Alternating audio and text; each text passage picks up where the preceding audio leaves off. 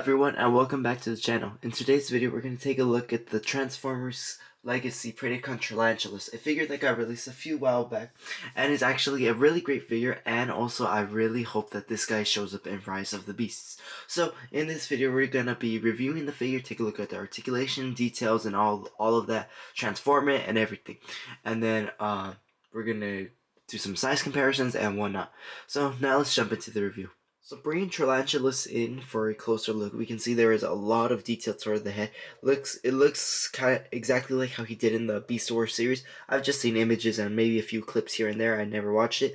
I really do like this whole torso region. The legs look really nice. I really do like the paintwork on the feet. Goldish yellowish paintwork right here. The sculpt work on the legs has some dancer here, as like if it was like spider parts or skin and everything, and then this part is bumpy. I really do like that. He does have the spider arms poking out of his regular arms, and it looks really nice. I see there's a lot of detail. On a side perspective, he looks really cool. He looks like he could stab anyone. And I believe if we pause the trailer for Rise of the Beast for maybe a few seconds, maybe we could see him. I'm not sure.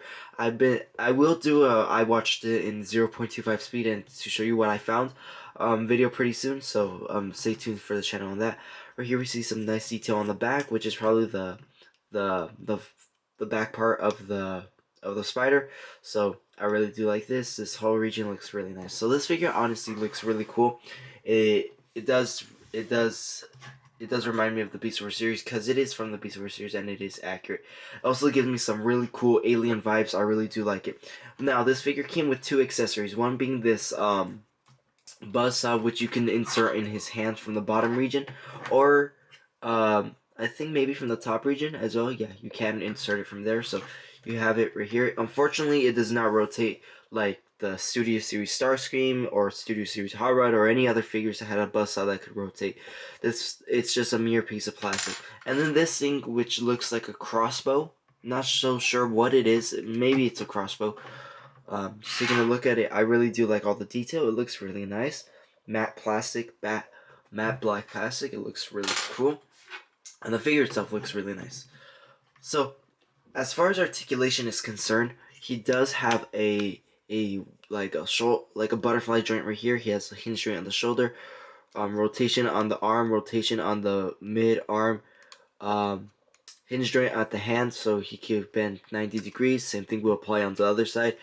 Torso rotation, he does have full range right here. As far as head rotation is concerned, he could look up, down very slightly, not tilt side to side that much, and he could do a whole 360 if he wanted to. He has a hinge joint right here, another swivel joint right here.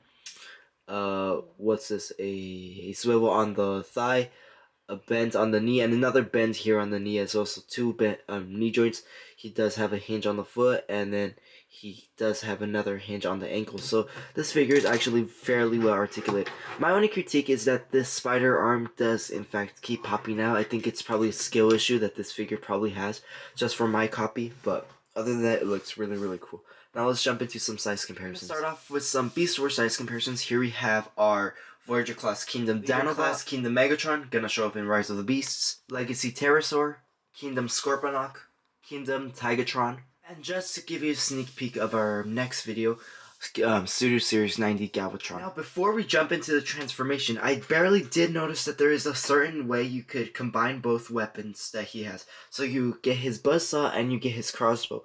There is a little slot right here on the crossbow and a little tab here on the buzzsaw.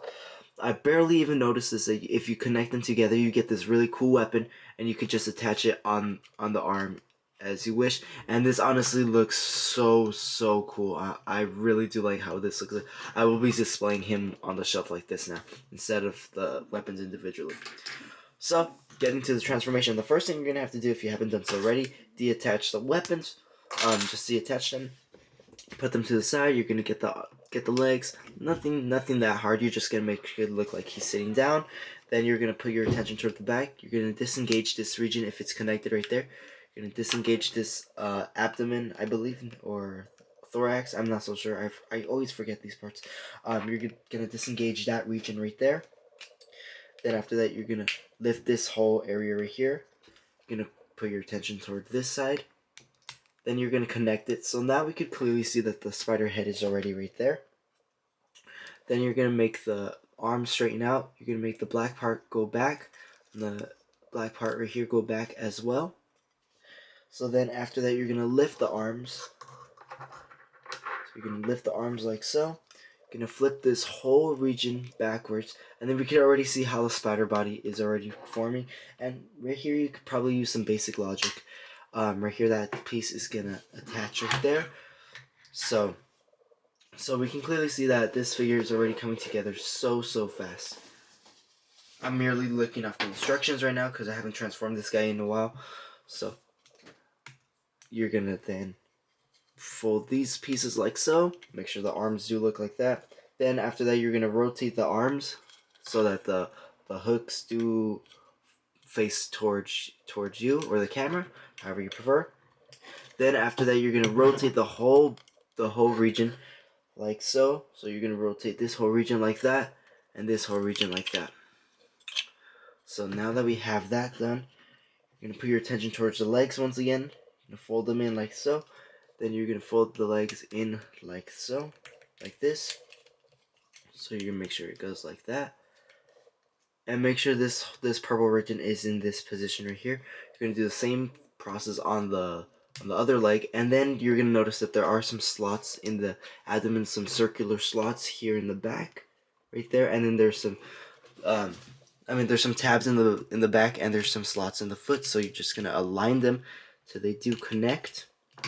And it is honestly one of the hardest steps in transforming this figure because the legs will want to flip sides and everything. So this step is actually very hard for me sometimes. It took me a while, but then I did in fact just fold it in. So now that we have that folded in, we're going to do it to this side, just like so. And then after that, once that is connected, we're just going to make sure the legs, the spider legs are in place and everything. So you're just going to make sure that they spread out and everything. If they do it detached, just leave it like so. You can reattach them later. You're going to fold this arm in like so. Fold this arm in like that. Then there's going to be this little tab right here. You're going to tab it into this little black piece right there as well. And then if any pieces have detached, just reattach them once again. Nothing that hard, just jam it in there like so. And here we have our legacy Tarantulas fully transformed into that really cool, awesome, freaky looking spider mode. And honestly, I really do like how it looks like. It does give me a lot of Beast Wars vibes. It looks so great. Now, as far as incorporating accessories on this guy, you're gonna notice that this little region right here is open, and then there's this little slot right here. You're just gonna find a way to push this in. I recommend putting the crossbow in before you tab in the legs, because otherwise it's going to be really hard. You could deattach the legs so that you could attach the crossbow in. You're just going to attach that right there. And then how we folded the legs in earlier, you're just going to attach them like so. Like that into that little tab. Do the same process on the other side right here. Fold it into that little tab. And then like that, those crossbows are already attached. So sometimes that'll deattach, but that's okay. You could just reattach it and everything. And then we have this like stinger look on the spider. So I really do like how it looks like. It looks really nice. Now for the bust saw, as far as that's concerned, there is, I think, a tab right here in the middle, right there, and then you just attach it right there. There's a little screw right there. So you're just gonna put that bust saw right there, and then that's how you form all the weapons in this guy. So as far as weapon storage is concerned, this figure looks really great. You can have him crawl around, make some really cool stab motions. Unfortunately, I do not have Black Arachnia, so I'm not going to be comparing Black Arachnia with this guy, but I will be comparing other figures. So here for a comparison, here I brought in our Kingdom Maximal Air Razor, just for a quick comparison to see how these figures are, how they look like together. So they look really nice. They look nice, look accurate. Air Razor, I've seen how she looks like for the Rise of the Beasts. She looks amazing. I cannot wait to see the movie. Maximal T-Rex, which is basically a red version of Kingdom Megatron. Just as As far as scale is concerned, this guy is way bigger. So this is the same thing as Megatron, but just in a red form. So I really think that this looks really cool. I really like how these two figures pair up. So some final thoughts for our Transformers Kingdom. I'm sorry, Transformers Legacy Tarantulas. This figure is absolutely a 10 out of 10. I really like this figure. It's really cool. It matches with the rest of the Kingdom Beast Wars characters. It looks so great in the collection. And I cannot wait till Rise of the Beast when this guy will show up. Or I don't know, it's a maybe. I feel more likely Black Arachne would show up, but I really hope this guy shows up. This movie is gonna be so lit. I really am waiting for the movie just so I could see some of these Beast Wars characters on screen. This character's color, the deco, and the sculpt work was amazing. The plastic, it's kind of cheaply made. I'm not lying. I've seen better from Hasbro, but Hasbro's kind of being cheap right now. And this little pose that I have him in right now looks really cool. It's more of like a neutral state, and then when he's in an attack state, I'll raise up the legs, so you can have that. And then this weapon combination, I think it was really clever. I really do like it. As far as the back is concerned, it looks really nice. It just looks a little too fat sometimes, but other than that, this looks really cool. So some final thoughts. This figure is actually a 10 out of 10. I really do like this figure. It's really great. I enjoy it. I do recommend it. You can pick them up at Target, Hasbro, Walmart, if you can find them. So yeah. Now, thank you all for watching. Please subscribe, and until my next review, which will probably be another studio series, which might be Ironhide, Ratchet, Wheelie, Galvatron, or another. So until then, I will see you then. Thank you all for watching.